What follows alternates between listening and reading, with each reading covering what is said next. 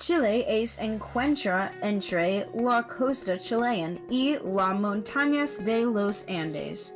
Su capital es Santiago de Chile. Santiago cuenta con numerosos teatros, restaurantes, museos y edificios históricos. Nada de eso puede compararse con lo que tiene la isla de Pascua. Located just south of the Tropic of Capricorn, Easter Island is a tiny volcanic island formed where three volcanoes met.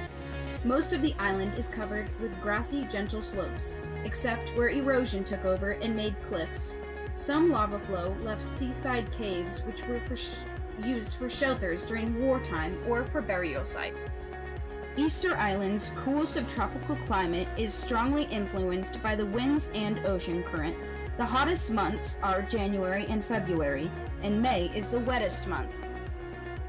Even though Easter Island is the most isolated place on Earth, about 1/3 of their population is from the mainland, or Europe. The islanders speak Rapa Nui, an Eastern Polynesian dialect. They also speak Spanish, which is their official language. Some islanders disapprove of the mainlanders on the island. Relationships and marriages joining the two are met with a small degree of criticism and a large degree of teasing. These islanders are descendants of the Rapa Nui, who were original inhabitants on Easter Island. Easter Island is most famously known for their moai statues, which are large heads carved from stone. These heads were carved by the Rapa Nui. They are believed to be representation of their significant ancestors.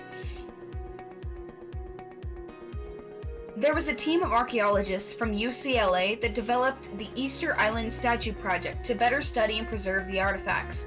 They found about 1,000 statues on the small Pacific island. The tallest statue from bottom to top is about 33 feet tall and weighs 82 tons.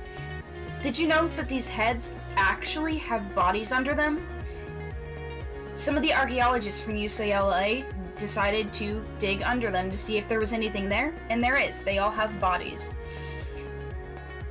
These 900-year-old statues are believed to be designed to protect the island. All of the statues face inland, away from the ocean.